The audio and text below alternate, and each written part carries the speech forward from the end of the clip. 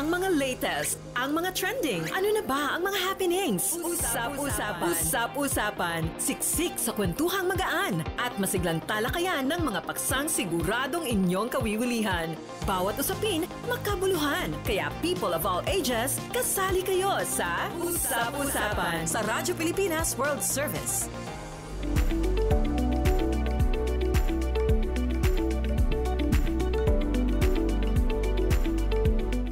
Okay, magandang araw po sa ating mga tagapakinig dito po sa Himpilang Radyo Pilipinas World Service.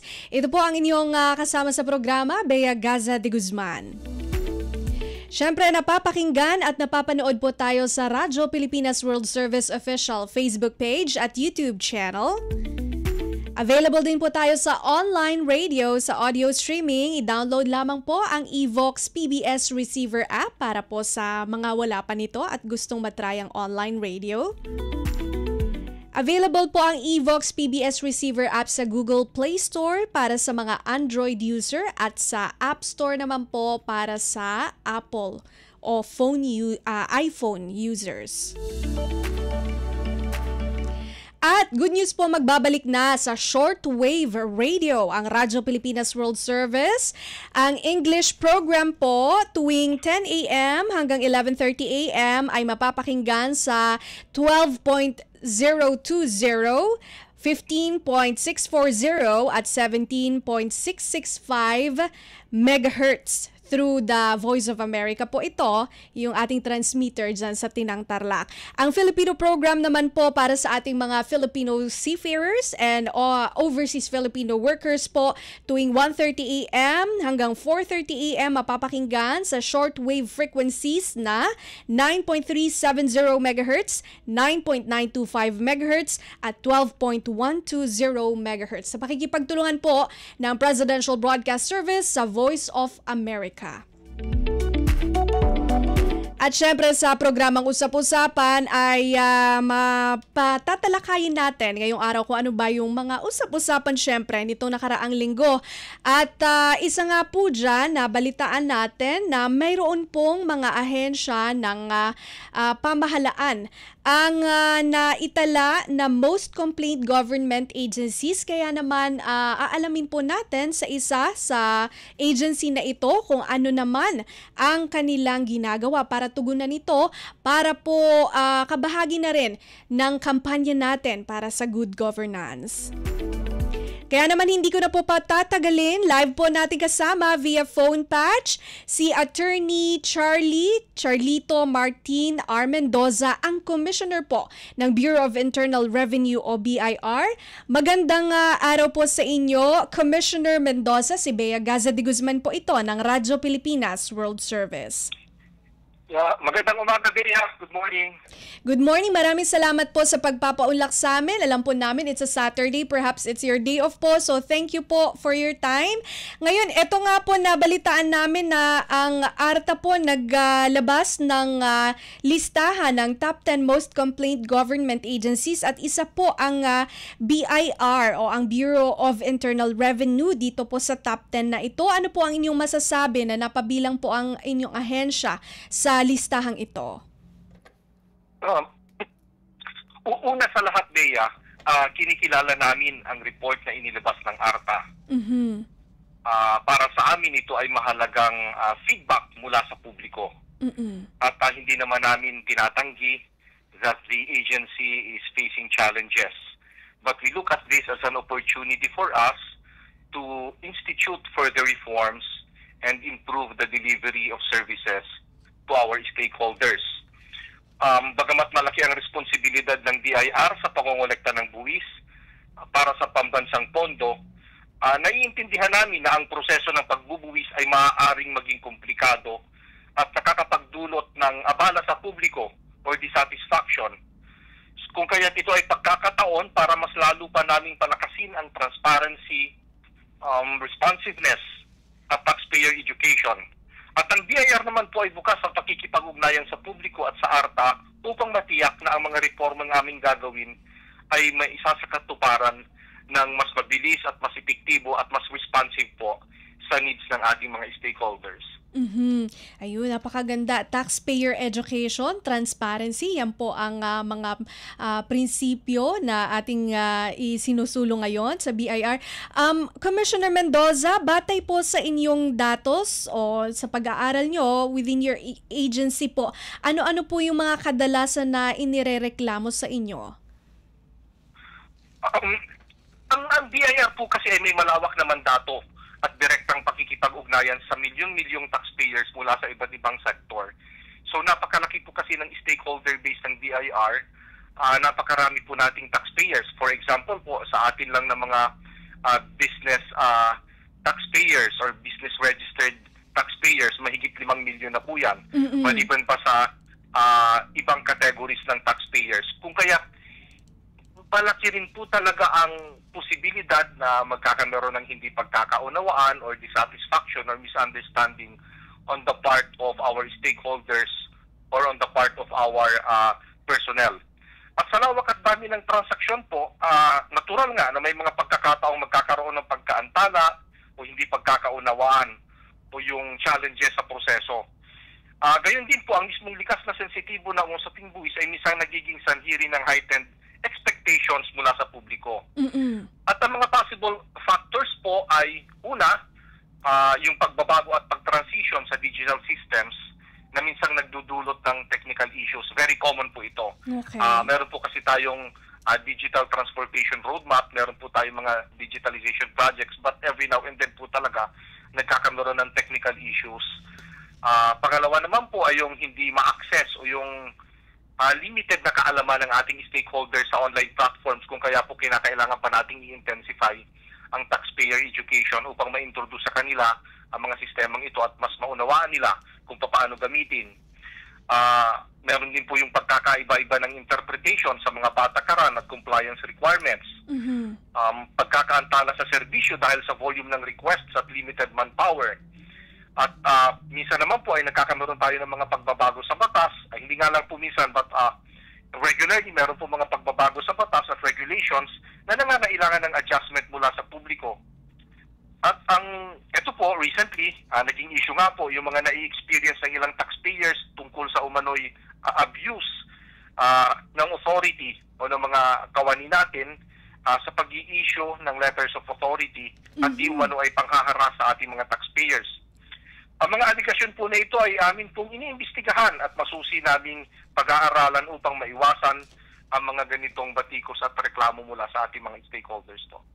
Okay. So ulitin lang natin yung mga inilista ni Commissioner Mendoza na usually na-encounter nilang challenges within the agency. First of all, yung digitalization, no? And then limited access sa online platform ng ating mga taxpayer, kaya pinapaigting po yung taxpayer education lalo na po sa paggamit ng kanilang online platforms. Iba-ibang interpretasyon sa mga polisiya, limited po na manpower, no? And also itong mga policy changes na kailangan ng konting adjustment. And then yung lastly, sabi niya, abuse of power. Nabalitaan nga po namin, Commissioner Mendoza, ito nga pong issue tungkol sa letters of authority o yung LOA. Pwede niyo po ba kaming i-educate kung ano po ba yung gamit nito at paano po ba nagagamit ito doon sa sinasabi niyong extortion or abuse of power? Yeah. Kagaya nga po ng palagi nating ine-emphasize sa public, ang letter of authority naman po ay talaga pong nasa batas naman po yan. Yan po ay isang necessary enforcement tool. Hindi po natin malalaman at hindi natin makwa-quantify kung ano ba talaga ang tamang buwis na babayaran o ang tamang ang foregone revenues kung sakasakali nga po merong tax evasion kung hindi natin sisilipin ang libro ng mga negosyante. So ito po ay isang tool na nagbibigay ng kapangyarihan sa ating mga empleyado na silipin ang libro ng mga taxpayers, ng mga negosyante upang malaman kung talaga bang nagbabayad sila ng tamang buwis. So maganda po ang intensyon ng letter of authority. Ito po ay nakatadhana sa batas at ito po ay kailangan natin, no, upang una, makasingil tayo ng tamang buwis at upang ma-level din po natin ang playing field sapagkat kung hindi tayo magkakandak ng audits, kawawa naman po at nalalagay sa disadvantage yung mga nagbabayad ng tamang buwis sapagkat nalalagay sila sa disadvantage kung meron namang mga ibang negosyante na hindi nagbabayad ng tamang buwis. Ang problema nga lamang po ay kung nagkakaroon ng masyadong absolute na discretion sa pag-i-issue ng letter of authority at kung ito po ay hindi nai-issue sa tamang proseso, ng tamang basihan at with genuine intention. Yan nga po ang palagi kong ine-emphasize sa mga kasama natin sa Bureau of Internal Revenue na kapag tayo ay nag-conduct ng audit, kinakailangan una may basihan, legally and factually, at pangalawa tama ang ating intensyon at talagang makasingil at malaman kung talaga bang may tax evasion. Ang nagiging problema po kasi based sa mga allegations ng publiko ay una, wala naman daw kung basihan yung pag-i-issue ng letters of authority, basta nag-i-issue na lang ng LOA. Allegations naman po ito, tinitingnan pa natin ito. Pangalawa, kapag nagsabit naman daw po sila ng mga dokumento to prove na nagbayad sila ng tamang buwis, ay allegedly hindi naman daw po sila pinapakinggan o hindi binabasa ng ating mga examiners yung document na sinabit nila na parang sarado na ang pag-iisip. At pangatlo nga po, nagkakaroon ng negotiation para under the table transaction. So ito po ay ina-address natin kung kaya nga po this week sinuspindi na natin ang pag-i-issue ng letters of authority, maging ng mission orders, at even ang pag-conduct ng mga pending field audits subject to certain exceptions to give us enough time to review the processes, see the loopholes, see the systemic defects, and come up with more defined parameters, more defined regulations para ma-address po natin ang mga problema na ito. Speaking of loophole, Commissioner Mendoza, curious lang po ako kasi di ba po sa letter of authority, kung tama po ang aking pagkakaintindi, nakaspecify po doon yung pangalan ng mag-o-audit, tama po ba? Tama po yun, opo. Opo, and dito po sa specific na pangalan, hindi naman po makakapili yung taxpayer ng taong mag-o-audit sa kanya? Or posible po itong loophole? Tama po yun. Pero yun nga po, naka-identify naman po ang examiner na magkakandak ng audit. Yan po ay protection na rin ng taxpayer para hindi kung sino-sino lang ang lalapit sa kanya para i-audit siya. Yun. Okay. Alright. And ito po, Commissioner Mendoza, ano-ano po yung mga hakbang ng Bureau of Internal Revenue ng inyong ahensya upang tugunan po itong mga challenges natin? Well, una nga po dito sa usapin ng LOA, nag-create po tayo ng technical working group. Okay. Na pangungunahan ng ating Deputy Commissioner for Strategic Reforms, napakahusay po and very competent na si Deputy Commissioner Marisa Cabreros. So siya po ang magiging head ng technical working group and they will conduct a study and come up with recommendations na ipipresenta po nila sa atin when we issue new regulations to address these concerns. And regarding naman po dito sa mga, ito nga po, pagkakasama or inclusion ng BIR sa top 10 most complaint agencies ng ARTA, ito po ang mga gagawin nating hakbang. Una po ay ang digitalization at system upgrades upang mas maging mabilis at mas stable ang online services. I-process po natin or re-engineering para bawasan ang unnecessary steps at requirements. Dahil yan po ang palaging nirereklamo ng mga stakeholders. Kung maaari pa po nating bawasan ang mga requirements, mas mapabilis ang response time, yan po ay ma-appreciate ng ating mga taxpayers. Capacity building para sa ating mga frontline at technical personnel. Very important po ito, especially sa ating mga frontline personnel, how we deal with taxpayers. Naiintindihan ko rin po na napakarami ring trabaho ng ating mga kawani. Minsan, syempre mga tao lamang naman po sila. Pag minsan napapagod, baka hindi ganun ka-accommodating or maybe hindi ganun ka-warm sa pagharap sa ating taxpayers. Na naiintindihan naman natin yung taxpayers, pagod na rin for the day. So hindi naman iba din ang dating sa kanya. Baka iisipin niya, nasungitan siya kahit hindi naman siya sinungitan. So kinakailangan po talagang maging mas patient at mas understanding at mas accommodating ating mga frontline personnel. At ginagawa naman po hakbang ng Bureau of Internal Revenue lang at paiigtingin lamang po natin. And then, we enhance po ang ating mga taxpayer assistance channels tulad ng contact centers, help desks, at standardized responses. Kahapon nga po ay nag-create po tayo ng separate email account kung saan po pwedeng ipadala ng ating mga taxpayers kung meron silang mga complaints o reklamo or suggestions kung paano po mai-improve ang audit processes. Ito po yung tell the commissioner at bir.gov.ph. And then strengthening internal accountability po upang masiguro ang professionalism at integridad sa serbisyo ng ating mga kawani. At yun nga po, lahat ng hakbang naman po ito ay bahagi ng aming priority plans and programs tungo sa isang mas responsive na BIR. Ayun, napakaganda. Digitalization, re-engineering ng mga requirements, faster response time, capacity building para sa mga frontline personnels, enhanced assistance channels. Yun nga pong bagong gawang email nila kung saan direkta po kayo doon makapagpadala ng inyong mga reklamo, and also strengthening yung internal accountability. Maitanong ko lang po, siguro kasama na rin ito sa pagpapaigting po ninyo or pagpapahusay po ng performance ng Bureau, Commissioner Mendoza. Nabalitaan din po namin na nagfa-file po kayo ng mga criminal complaints against construction firms po na sangkot po sa flood control project. Masasabi niyo po bang isa rin ito sa hakbang para po yung performance ng BIR ay tumaas? Tama po yan. Unang-una po, kailangan papanagutin natin yung mga contractors na tumanggap ng pera mula sa gobyerno para gumawa ng proyekto para ma-address itong floods po, itong mga calamities na ito, at wala naman silang ginawa. So, kawawa po ang mga kababayan natin dyan. At pangalawa nga po, para masigil natin ang tamang buwis. So, ito pa ay makakatulong talaga sa enhancement ng revenue collection ng ating ahensya. Although sabi ko nga po, ang mas ina-emphasize natin dito is yung accountability. Hindi maaaring kumuha sila ng pera ng gobyerno, hindi nila ginawa ang proseso, hindi pa sila nagbayad ng tamang buwis, at hayaan na lang natin na makalampas. Kaya kinakailangan po silang managot, kaya nagsasampa tayo ng kaso. Sa kasalukuyan nga po ay ang BIR ay nakapagsampa na ng 12 kaso against flood control contractors na ang estimated tax liability ay almost 8.8 billion pesos. Asahan po ninyo na sa mga susunod na linggo ay magsasampa pa po tayo ng additional cases laban po sa mga sangkot sa mga anomalies na ito. Ayun, 12 cases at inaasahang dadami pa. Nako, mag-aabang po kami doon sa mga updates nyo tungkol dito. Sige po, Commissioner Mendoza, ang inyo pong final message na lang po sa ating mga tagapakinig at tagapanood dito po sa Radyo Pilipinas World Service.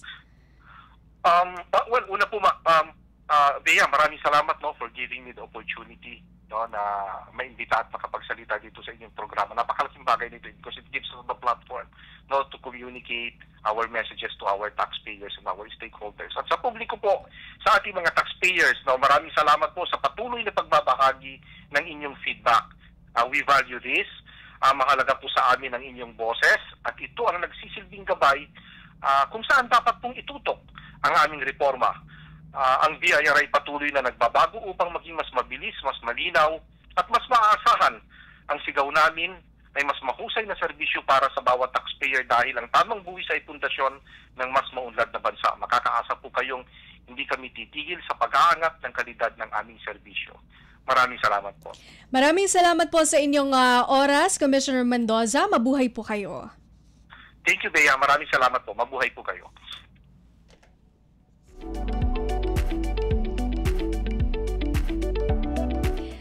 Yan po si Attorney Charlito Martin R. Mendoza, Commissioner po ng Bureau of Internal Revenue o BIR.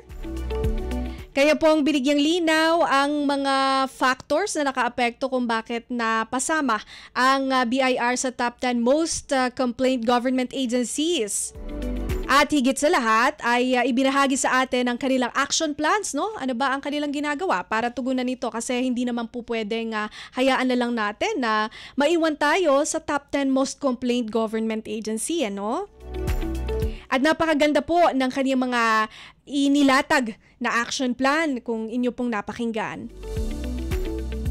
Natutuwa po tayo at kabahagi po ng kanilang aksyon itong syempre pagpapanagot sa mga sangkot dito sa flood control, ano? At yung sinasabi nilang alegasyon na ginagamit bilang money-making scheme itong letters of authority sa mga taxpayers. Ayan, so aantabayanan din natin ang kanilang updates dahil so far may 12 cases na silang hain dito po sa mga pinaghihinalaang violators o sangkot dito sa flood control project.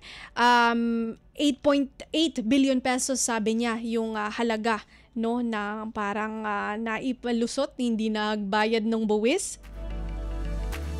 Pero napakaraming na kuhang pera sa kabanang bayan, ano? Siyempre, hindi papayag ang BIR na manatili itong nakabinbin lamang, no? So, aantabayanan natin ang kanilang mga susunod pang aksyon hinggil po dito. In the meantime po ay magkakaroon muna ng paalala mula sa himpilan. Magbabalik po ang programang Usap-Usapan. Garantisadong solusyon at aksyon ang handog sa iyo ng Bagong Pilipinas Presidential Action Center. Sundin lang ang mga sumusunod para makakuha ng appointment. Para sa wala pang eGov.ph app account, panoorin ang video para malaman kung paano gumawa ng account. Kung meron ng account sa eGov.ph app, mag-login dito. Saka hanapin ang online registration tab para sa Bagong Pilipinas Presidential Action Center. Pindutin ito para makita ang available na government services. Piliin ang serbisyo na iyong kailangan mula sa listahan. I-upload ang requirements ng serbisyong kailangan mo. Pumili ng petsa at oras kung kailan nais pumunta sa Bagong Pilipinas Presidential Action Center. I-submit na ang iyong application at bigyan ng pagkakataon na ma-review ang iyong isinumiting requirements. Hintayin ang QR code para sa kumpirmasyon ng iyong schedule. Makakatanggap ka ng text message para malaman kung naaprubahan ito. Sakaling hindi ito maaprubahan, makakatanggap ka rin ng text message para ipaalam ang kulang na requirements sa kasubukang mag-register ulit. Kung nakatanggap na ng kumpirmasyon, maaari nang pumunta sa Bagong Pilipinas Presidential Action Center sa napiling schedule, dala ang QR code at ang mga isinumiteng requirements. Huwag kalimutang dumating sa itinakdang araw at oras ng iyong appointment. Pinapaalala rin na siguruhing may kumpirmadong schedule bago pumunta sa Bagong Pilipinas Presidential Action Center para maiwasang magpabalik-balik. Simple at user-friendly ang pagpapa-appointment dito. Kaya wag nang mangamba dahil sa Bagong Pilipinas Presidential Action Center, tulong ay abot kamay na. Itinuloy na po natin ang zero balance billing. Libre po. Ibig sabihin, ang serbisyo sa basic accommodation sa ating mga DOH na ospital, wala nang babayaran ang pasyente. Ang dami pong challenge, hindi po namin alam kung saan namin kukunin. Ganon, nag-iisip kung paano namin mababayaran. Siyempre po, masayang-masaya. Super saya po dahil na zero billing po kami. Opo, malaking po talaga. Malaking tulong po. Mabilis lang din po. Bayad na ang bill ninyo. Uulitin ko, wala nang kailangan bayaran ng pasyente basta sa DOH Hospital. Dahil bayad na po ang bill ninyo. Naiyak ako kasi sobrang saya. Maraming salamat po, Mr. President Bongbong Marcos Jr. Hindi kami nagkamali ng taong ihinalal. Mabilis ang trivia, dagdag talino. Heto na ang Dagling Kaalaman. Alam mo ba na ang Pacific Ring of Fire ay tahanan ng mahigit 75% ng mga aktibong bulkan sa buong mundo? Matatagpuan ito sa paligid ng Pacific Ocean at dito nagaganap ang pinakamaraming lindol dahil sa patuloy ng paggalaw ng mga tectonic plates. Sa Pilipinas, bahagi tayo ng Pacific Ring of Fire kung kaya't madalas tayong makaranas ng pagputok ng bulkan at mga lindol. Mayroon tayong mahigit na 20 aktibong bulkan, kabilang dito ang Bulkang Mayon, Taal at Mount Pinatubo, ilan sa mga pinakakilalang bulkan sa buong mundo. Kaunting kaalaman na malaking dagdag talino. Abangan muli ang susunod na Dagling Kaalaman. Anong latest? Usap-usapan. Usap-usapan. Dito sa Radyo Pilipinas World Service. Nagbabalik po ang ating programang Usap-Usapan. Ito pa rin po ang inyong kasama sa programa, Bea Gaza de Guzman. Siyempre, live niyo pa rin po kaming napapakinggan at napapanood sa Radyo Pilipinas World Service, official Facebook page at YouTube channel. Maging sa online radio o audio streaming gamit ang inyong mga Evox PBS receiver app.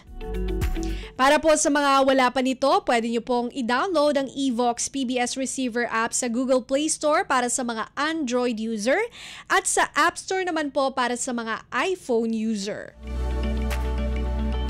Good news po, magbabalik na rin ang Radyo Pilipinas World Service ng Presidential Broadcast Service sa pakikipagtulungan sa Voice of America. Magbabalik na tayo sa shortwave radio simula po iyan sa December 1, 2025, Lunes na po.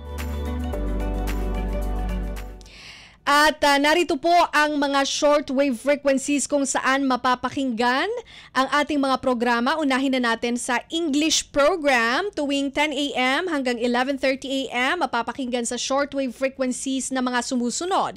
12.120 MHz, 15.640 MHz, at 17.665 MHz. Ang Filipino program naman po tuwing 1:30 a.m. hanggang 4:30 a.m. mapapakinggan sa mga sumusunod na shortwave frequencies. 9.9 o 9.30 MHz, 9.925 MHz at 12.120 MHz. Yan, patuloy pong nagseserbisyo ang Radyo Pilipinas World Service sa mga Pilipino, lalo na po sa ating mga kababayan sa ibang bansa, mapa land-based man o sea-based, sa ating mga overseas Filipino workers at sa mga seafarers. Sa pagpapatuloy po ng ating programang Usap-Usapan, narito na tayo sa ikalawang bahagi ng ating palatuntunan kung saan meron po tayo mga dalubhasa, eksperto at siyentipiko makakausap tungkol po dito sa kung paano natin pa-preserve yung mga kaalaman tungkol sa herbal medicinal plants at saka yung ating traditional knowledge tungkol po sa mga healing practices, no? Kasi napag-alaman po natin na kung hindi nyo po kung hindi nyo pa po nalalaman, ang Pilipinas po ayon sa World Health Organization Western Pacific Regional Office o WPRO, tinatayang 70% po ng population ay gumagamit ng herbal medicines at 89% po ang napaulat na gumagamit ng herbal remedies at ginagamit para sa kanilang mga health needs. Kaya naman, alamin natin paano ba natin napapreserve yung mga kaalaman natin sa mga medicinal plants at traditional healing practices, no? Kaugnay ng impormasyong ating nabanggit. Live po natin kasama via Zoom ang ating mga dalubhasa, si Dr. Isidro Sia, ang Executive Director po ng Integrative Medicine for Alternative Healthcare Systems o INAM Philippines, at si Ms. Maylene Marco, Science Research Specialist 2 mula po sa Philippine Council for Health Research and Development, Department of Science Technology o PICAR DOST. Magandang araw po sa inyo, Dr. Sia and Ma'am Maylene. Si Bea Gaza de Guzman po ito ng Radyo Pilipinas World Service. Maylene. Magandang araw po. Maraming salamat po sa Magandang araw po, Ms. Bea, at sa ating mga taga-subaybay at taga-pakinig po. And then gusto ko rin batiin na magandang umaga si Dr. Isidro Sia. Yes. Magandang umaga po. Magandang araw po sa inyo. Maraming salamat po sa pagpapaulak at alam ko po na Saturday ngayon, araw ng inyong pamamahinga. So kami po ay nagpapasalamat at pinaunlakan nyo kami. Dr. Sia and Ma'am Maylene, yun nga po nalaman namin na napakahalaga pala ng kontribusyon ng ating mga herbal medicine, no, sa industriya.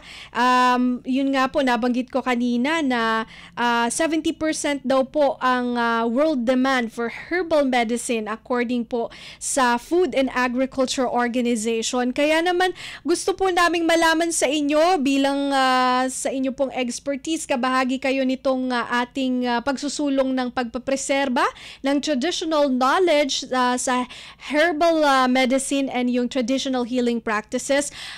Sa pamamagitan po nitong nalaman namin, meron daw pong library. So, sige po, pwede nyo po bang ibahagi sa amin kung ano itong Philippine Traditional Knowledge Digital Library on Health o TKDL? So ako na yung sasagot niyan, Miss Bea. Sige So ang po. database po na yan, ito po ay pambansang repository or taguan po ng mga impormasyon tungkol sa halamang gamot, traditional na panggagamot. Kabilang po dito kung alam niyo yung mga ritual katulad ng suob. So yun po, isa po yun sa mga naitatago namin doon sa TKDL. And then meron pa po, halimbawa po yung mga orasyon. So kasama po din po ito na nakalagay po doon sa Traditional Knowledge Digital Library on Health. And then meron din po dito mga talaan ng mga halamang gamot at mga traditional na manggagamot. So itong mga informasyon po na ito, nakalap ito noong sa mga katutubong grupo tulad po ng AITA, Bagobo, mga Kankanai at sa mga lokal na komunidad po na mayaman yung mga kaalaman sa paggamit ng halamang gamot, mineral at yamang dagat. So sa kasalukuyan, sa ilalim po ng DOST-PCHRD, meron na kaming pinunduhan na 12 proyekto sa pananaliksik. So yung mga proyekto pong ito, nagresulta po ito sa pagkakadokumento ng 1,600 na halamang gamot. And then meron din pong mga 5,000 na dokumento na gamit po sa halamang gamot. So kung gusto niyo pong makita itong mga information na to, pwede niyo pong puntahan yung TKDL website namin. So yung URL po nun ay www.tkdl.ph. So ulitin ko po, yung URL po, pwede niyo siyang puntahan sa www.tkdl.ph. Okay. www.tkdl.ph, no? Kung gusto niyo pong ma-access itong repository ng mga halamang gamot, pwede niyo pong ma-access. Ma'am Maylene, sabi niyo 1,600 na mga halamang gamot, no? Napakarami with 5,000 uses, no? Ang galing, mahusay. At natutuwa tayo. Ano po ba yung nag-udyok sa atin na gawin tong Traditional Knowledge Digital Library o TKDL? Doc Sia, sige po. Sige. Bali ang naging modelo ng Pilipinas ay ang TKDL ng India. Traditional Digital Library ng India. Okay. Sila ang umpisang naggawa, no? Ang maganda sa India, ang kanilang mga kaalaman nakasulat sa Sanskrit. Okay. Meron sila mga text, no? So yung mga nasa Sanskrit text, ito yung nilalagay na sa kanilang TKDL library. At ito, bali ang India talagang pinoprotektahan nila yan, no? Na ito galing sa aming mga Sanskrit record. Kaya itong kaalaman na to, Indian to, no? Kaya sa atin sa Pilipinas, wala tayong ganun eh. Walang mga record. Hindi katulad halimbawa sa Thailand o sa China. Kasi itong China at Thailand, merong mga emperador or hari na nagsabi na isulat lahat ang mga nalalaman. Kaya halimbawa sa China, yung alam sa herbal medicine, sa acupuncture at iba pa, mga nakatalayan sa isang tinatawag na Yellow Book. No? So sa atin sa Pilipinas, sa pangunguna ng PCHRD, ni Dr. Jimmy Montoya, ni Maylene at iba pa, nahabulin natin yung baka meron pa mga natitirang mga kaalaman na sasabihin natin na pre-colonial. So kung mga pre-colonial na lang, like so wala pang mga Kastila, maaring makuha pa natin ito, lalo na sa ating mga katutubong mga kapatid, no? Sinabi ni Maylene, mga Aita, Bagobo, mga kapatid natin sa Cordillera, at ito yung ating hinahabol na maitala o madokumento.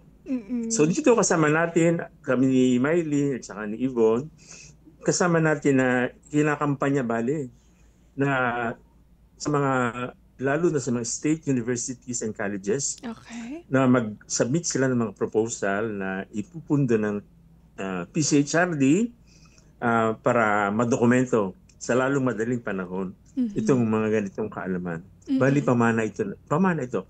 Masasabi natin heritage na dapat natin i-record, at least, no? Opo. Sabi niyo naghahabol tayo. Kailan po ba na i-establish natin tong TKDL, Dr. Sia? Bali, nag-umpisa tayo 2009. Okay, No? At matagal-tagal nung na nag-umpisa rin. tayo, gusto natin na marami tayong katuwang. Mhm. Kaya doon sa pangunguna ng PCHRD, kasama ang UP Manila, ang PITAC, Okay. Philippine Institute of Traditional and Alternative Healthcare, at iba pa, Mhm. na sana magtulong-tulong para magawa itong malaking gawain Yes. na maitala ang ating pamana. Pamana to, heritage, cultural heritage. Tungkol sa Speaking health and healing.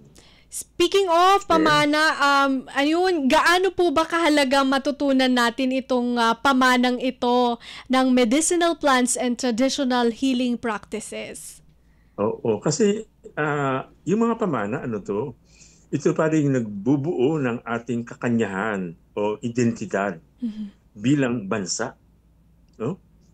So, yung mga pamana maging sa kalusugan at panggagamot, pamana tungkol sa oral literature, sayaw, mga tela, yung mga damit na ginagamit, mga kaalaman tungkol sa agriculture o farming, mga kaalaman tungkol sa pagkain at gamot at iba pang gamit ng mga puno sa gubat o sa dagat, ang kasaysayan, ang mga salita, ito lahat ay isang pamana na magdi-define kung ano ang ating kakanyahan o identidad bilang bansa.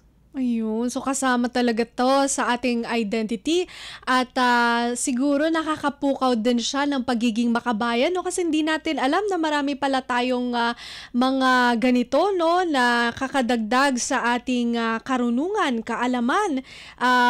Sabi nga ni Dr. Sia, maswerte po yung ibang bansa dahil meron sila noong mga hari at emperador na talagang ipinag-utos sa kanilang mga constituent na isulat nyo ito, yung kanilang mga scribes or scholars, no? Dito sa Pilipinas parang nagsisimula pa lang tayo, pero at least medyo matagal-tagal na rin, 2009 sabi ni Dr. Sia. Ngayon, dito po sa mga pag-aaral nyo na ito, meron po ba tayong mga development at breakthrough sa ating medicinal plants at paano po natin ito ini-integrate sa yung modern medicine na tinatawag? Sige, mahilig ako nasasagot. Sige, so ang PCHRD, meron din isang malaking programa na kung tawagin ay Tuklas Lunas, no?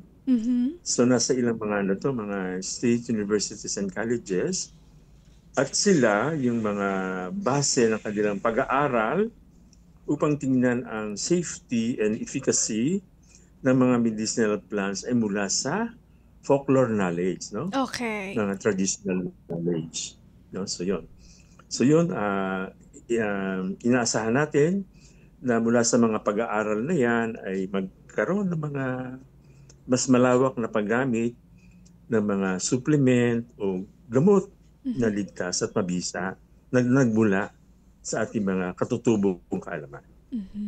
Okay. Pwede ko rin sabihin at this point na yung kaalaman na nagawa, kilala natin na ba yung Lagundi, Sambong, Acapulco, no, na nandyan yan sa mga butika, na ang base ng pag-aaral upang masigurado ang kanilang safety and efficacy ay mula rin sa mga katutubong kaalaman. So, yun, gusto nating madagdagan pa yung mga yan. At halimbawa, gusto kong sabihin ang ilang ehemplo. Halimbawa sa Samar, na nagaling tayo sa Samar, na meron sila doong mga tinatawag na, sasabihin ko mapalang, pulipog at magsumpay, no? Na ginagamit sa sugat o sa diabetes ng mga Samareño.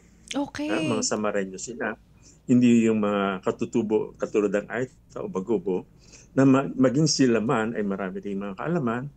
At yung mga yan na hindi namin naririnig yung halamang pulipog o magsumpoy sa ibang isla, andyan lang sa Samar, yun ang mga dapat parang, sa Samar o sa Leyte, yung Tuklas Lunas dyan, yun ang dapat nilang pag-ukulan ng pansin. Opo. Isang halimbawa, marami na rin sa iba, lalo na sa mga kapatid na Aita o mga Manobo sa Mindanao at iba pa. Tuklas Lunas, napakagandang nito, proyekto, no? Example ni Dr. Sia sa summer, meron silang halaman na hindi natin alam. Pwede siyang gamot kontra sa diabetes, no? So, nakakatuwa. Yes, go ahead po, Dr. Sia. Oo. So, yun. So, gusto nating pasalamatan yung inisyatiba ng PCHRD, no? Kasi bukod dun sa TKDL, Traditional Knowledge Digital Library, no, na tumitingin para pangalagaan ang pamana ng ating bansa sa kalusugan, no, at healing. Meron pa rin isang malaking programa, yung Tuklas Lunas, na parang kakabit, no, na tinitingnan naman yung develop, yung research and development, para tingnan ang pagkakapakinabangan nito bilang mga gamot at supplement para sa kalusugan. Opo. Ito naman po, Dr. Sia, or kung sino man po ang pwedeng sumagot, Ma'am Maylene, pwede rin po. Meron po kasi yung iba hindi naniniwala sa traditional healing practices. Paano po ba natin makukumbinsi sila na ito pong ating mga healing practices tsaka yung mga herbal or medicinal plants ay syempre kagaya ng sinabi ni Dr. Sia, meron din naman pong batayan na siyensya. So, may lead ako na. Okay. So, ang gusto nating i-promote sa kalusugan, sa mga tungkol na ba sa pagbibigay ng edukasyon, gusto nating sabihin yung mga gamot o panggagamot na ligtas at mabisa o kapaki-pakinabang. Sapagkat hindi naman natin masasabing lahat na sa mga ginagawa ng mga ating mga katutubong kapatid, umagig ng mga nasa ibaba, na hindi naman lahat yan ay pwedeng sabihin natin na mabisa o kapaki-pakinabang. Di ba? Opo. So yan itutuo sa lahat. No? Halimbawa maraming makikita sa mass media, sa mga YouTube, mga TikTok, na maraming mga binabanggit dyan, informasyon tungkol sa mga supplements, tungkol sa traditional and complementary medicine, nasabihin natin na walang batayan. So gusto natin na halimbawa ang ating pamahalaan, ang PCHRD o ang PITAP o ang isang malaking university sa Pilipinas ay magbigay ng mga impormasyon na ito yung mga sangkap o mga gamot at mga panggagamot na ligtas at mabisa o kapaki-pakinabang. Kasi sabihin natin na nakakalungkot na maraming iba na maraming mga sinasabi na mga parang mga hype, no? Siguro nag-ano ng komersyo ang gusto nila, yun dapat dito tapatan ng objective na mga information para na rin sa protection ng ating mga kababayan. Dapat ligtas ang lahat na ginagawa, bagay ito ay traditional o moderno. Ha? Dapat pantay tayo ng pagtingin dyan, no? Na Western medicine o Eastern medicine, parehong ating batayan na sila ay ligtas at kapaki-pakinabang para sa pasyente. Yes, ang ganda nung sinabi ni Dr. Sia kasi yun nga minsan napaprioritize yung sabi niyang komersyo o commerce sa parang nagbebenta lang ng supplements pero how effective or how safe, no? Ito po bang mga ganito, for example, yung supplements na binabanggit ninyo, kapag ka po ba na pag-aralan, dumadaan po siya dapat sa FDA bago gamitin? Ganoon po ba yon? Yeah. Yung gusto ko muna sabihin tungkol sa medicine, no? Sa medicine, ang mga kriteriya para maging marehistro na medicine ay dapat ay ligtas, mabisa, at may kalidad, no? Kung supplement, ang mga criteria lang na binibigay ng FDA ay may kalidad at ligtas. Okay. Kaya nakikita natin sa mga supplement na binabanggit dyan na no approved therapeutic claims. Okay. Yun. So, yun sa akin medyo dapat marami pang informasyon na ibibigay tungkol sa paggamit ng mga supplements, no? Na Kasi yung mga herbal medicine o traditional medicine na nabawa sa India o sa China, no? Binibilang na traditional medicine doon. Pag nagpupunta sa Pilipinas, kasi wala pa namang clinical trial, ay na-evaluate o register as supplement. No? So, siguro may kinakailangan baguhin na mga terminolohiya. At alam ko, nabukas naman ang ating Secretary of Health, no? Si Dr. Herbosa. Yes. Meron siyang binabanggit na ibang dapat terminology para sa mga yan. Halimbawa, sa Japan, ginagamit ang salitang quasi-medicine. Hindi ko alam maganda salitang quasi-medicine sa mga Pilipino, pero ibig sabihin yun, gamot sila pero parang malagamot, hindi kompletong gamot. Okay. Kulang pa sa pag-aaral. Parang purported. Para may degree pala ito, no? Oo. No? Kasi yun, kasi ibig sabihin ko, ang mga Pilipino naman tayo, kahit sa sino, yung supplement ginagamit, kasi meron silang tinitingnan na purpose para sa kanilang kalusugan, di ba? Yes. Iba nga ginagamit nila para sa ilang sakit. So dapat sabihin kung anong kaya. Kung anong kakanyahan ng isang substance. Kung siya ay food, hindi lang bibigay ng calorie, energy or mga nutrients. Kung medicine, nagagamot ng sakit. Kung quasi-medicine, sige, may purported use, no? So sabihin natin na maaaring kulang pa sa pag-aaral. Pero para andam ang tao, no? Alam nila na hindi basta sabihin na supplement, no approved therapeutic claim. Kailangan ng bagong terminology, no? Ayun. Na pinupus naman ni Secretary Herbosa. Ayun, so consumer education din, ano, kabahagi niyan. Eto naman po, Dr. Sia and Ma'am Mylene, paano po tayo makatutulong sa pagpreserba ng karunungan hinggil sa Philippine medicinal plants tsaka yung traditional healing practices? Si Mylene. Sige po. Opo, Miss Bea. So, nabanggit nga po kanina ni Dr. Sia, no?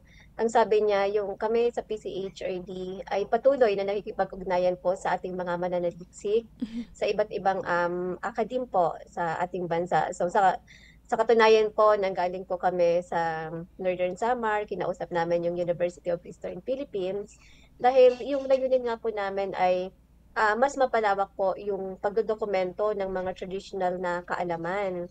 So ito pa ay para maprotektahan din po yung mga traditional na kaalaman ng ating mga kababayang katutubo at saka yung mga lokal na komunidad. So sa pamamagitan po nito, hindi lang po natin napapanatili yung pagpepreserba ng mga kaalaman, kundi pati po yung paglaban po doon sa tinatawag na biopiracy o yung maling pag-angkin ng mga kaalaman po ng ating mga kababayang katutubo at yung mga local na komunidad. So, ang gusto po nating matiyak dito, yung wastong pagkilala at makamit ng makatarungang pagbabahagi or yung tinatawag po nating benefit sharing na sana sa kalaunan, makuha po ito ang benepisyo ng ating mga partner na komunidad katulad po ng mga indigenous peoples na nabanggit na po natin kanina katulad ng mga Aita, ng mga Kankanay, saka yung iba pa pong mga indigenous people sa iba't ibang lugar po dito sa Pilipinas. So, and then ito din po sa pamamagitan ng dokumentasyon, naniniwala po kami na may mga bagong gamot na malilikha sa katuwang po yung science. So katulad ng nabanggit ni Dr. Sia kanina na meron kaming Tuklasunas program. So ito po yung programa na ito ay makakatulong po upang makita natin kung yung halamang gamot o yung herbal formulations po ba ay pwedeng makatulong po or may efficacy po ba itong gamot na to para makapagpagaling ng isang sakit po. Ayun po. And then, sa pamamagitan din po ng TK on Health program, so gusto po namin na mapangalagaan din po yung ating biodiversity. Salamat po. Ayun, oo, yung biodiversity din, no? Kasi yan, kabahagi ng mga pag-iingat natin sa ating mga halaman. So, napakagandang project po nito, yung Tuklas Lunas.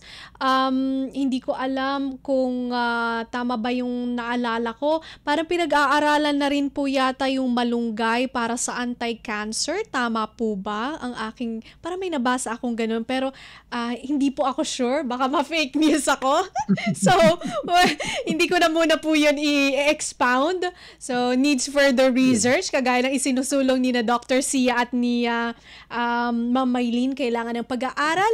At ito ating mga ibinabahagi pong impormasyon ay nakabatay po sa facts, ano? Kasi dito po sa Radyo Pilipinas World Service ay ikinakampanya na din natin yung yung laban sa misinformation and disinformation. So, natutuwa tayo. Itong Tuklas Lunas na project nila ay napakaganda. At sige po, we're running out of material time na po, Dr. C and Ma'am Maylene. Ang inyo pong final message na lang po sa ating mga tagapakinig at tagapanood dito po sa Radyo Pilipinas World Service. Muna ako, Maylene, no? So, ang gusto ko lang siguro sabihin na panghuli, na bagamat marami tayong kaalaman, ang ating mga katutubo at iba pang cultural community tungkol sa mga pagkakasakit, marami ring mga kaalaman ang ating mga kapatid tungkol sa paano pag-iwas sa pagkakasakit. No? Diba, tinatawag yung mga herbal medicine, pero marami ring kaalaman na dapat ibahagi para i-emphasize yung preventive aspect ng kalusugan. Tungkol naman sa pagkain, exercise, etc. Yan ay bahagi rin ng ating nakukuha o natututunan mula sa ating ginagawang TKDL, Traditional Knowledge Digital Library Research. No? Bagamat yung material, madali yan, no? Gagawa ng gamot o supplement.